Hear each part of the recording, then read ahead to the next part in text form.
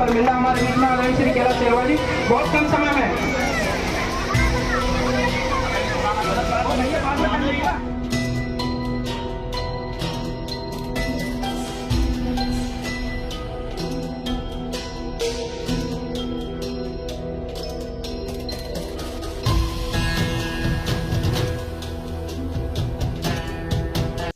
मंडला वाले गुरुजी जिनकी आज समाधि स्थल का जो कार्यक्रम है वो संपन्न हुआ है और इतना भव्य कार्यक्रम हुआ है कि शायद ही मध्य प्रदेश में कहीं हुआ होगा। अभी हम जो वर्तमान में मौजूद हैं वो हमारे समाज के वरिष्ठ समाज सेवी हैं। उन्होंने समाज के लिए कहीं ना कहीं बहुत अच्छा कार्य किया है और क्यों ना हो, क्योंकि मंडला वाले गुरुजी उनके समक्ष भी गए थे, वो उनसे लगाव रखते थे।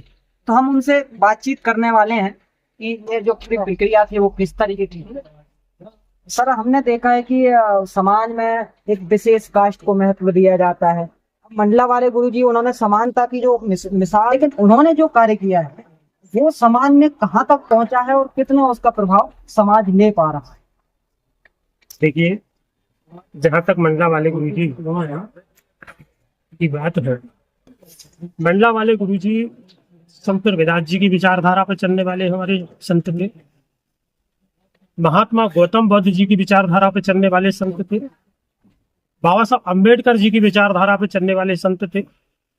कहीं उनके जीवन में ऐसा कोई एक भी ऐसा पल नहीं आया होगा तो उन्होंने कहीं जाति या धर्म की बात की हो। मंडला वाले गुरुजी के लिए भले ही वो रविदास समाज से थे, उन्हों के अनुयायी केवल रविदास समाज के लोग नहीं हैं, अन्य जातियों में भी गुरुजी रविदास जी के मानने वाले हमारे भले संत मंडला वाले गुरुजी थे। जिस प्रकार से रविदास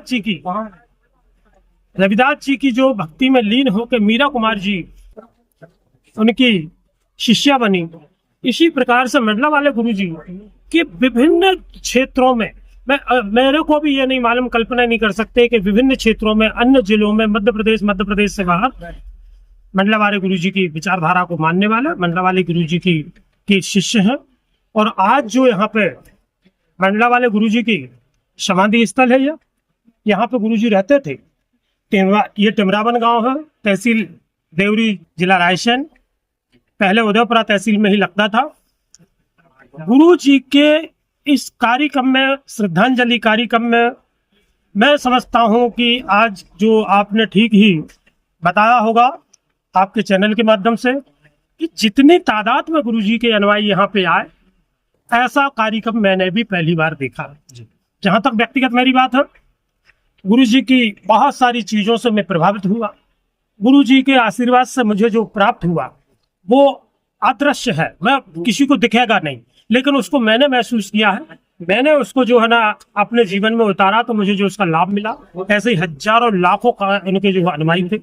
मैं इस अवसर पर गुरुजी के आज जो कार्यक्रम था, मेरा को स्वास्थ्य भी ठीक नहीं था, इसके बाद भी मेरे को आना छुट्टी जरूरी था, क्योंकि कहीं ना कहीं गुरुजी की आस्था क्या मैं अभी नहीं जीवन में इनकी आस्था के मैं लीन रहूंगा। सर, मंडला वाले गुरुजी से प्रेरणा लेके समाज को हम क्या संदेश देना चाहेंगे? हम यही संदेश देना चाहिए हमको कि जो लोग हमारी बात को मान सकते हैं, संत महापुरुषों की विचारधारा को मान सकते हैं, उनको हम सत्य का मार्ग बताएं, हम उनको शिक्षा का मार्ग बताएं। और जो लोग हमारे पीछे, जो हमारे लोग छूटे हैं, जो लोग समाज के लोग आगे बढ़ गए हैं, वो मैं नहीं कह सकता कि केवल रविदास समाज के लोग, जो लोग हमारे पीछे छूट गए हैं, कहीं ना कहीं अगर हमको उनकी मदद करके उनको आगे ला सकते हैं तो हम जैसे जिम्मेदार लोगों को आगे लाना चाहिए। गुरुजी का भी यही संदेश रहता था। उनका हमेशा ये कहना रहता था कि हम समाज सभी एक सा नहीं होता, हर समाज में समानता, आर्थिक रूप से, सामाजिक रूप से समानता नहीं होती, लेकिन जो हमारे पीछे छूटे हुए लोग हैं उनको हमें आगे लाने का काम करना चाहिए। आप रविदास या धर्म संगठन से भी जुड़े हैं, गुरुजी क्या पीछे छोड़ के गए हैं जिसको रविदास जी, जो उनके अनुयायी थे, उनको आगे काम करना चाहिए, ऐसा कुछ हुआ है क्या? गुरुजी बहुत सारी चीज़ें छोड़ गए हैं जिनको हम लोगों को पूरा करना है। देखा जाए तो ये जो जिस स्थल पर हम लोग खड़े हैं, इसका भी निर्माणाधीन मतलब काम चल रहा था। गुरुजी की इच्छा थी कि ये काम जल्दी पूर्ण हो। इसके अलावा गुरुजी ने और भी, जैसे गुप्ती है, गुप्ती पड़ता है सिलवानी तहसील में गांव है गुप्ती, वहाँ पर गुरुद्वारा बन रहा है। तो गुरुजी की प्रेरणा से ही बन रहा है, वहाँ पर भी उस स्थल का निर्माण जारी है।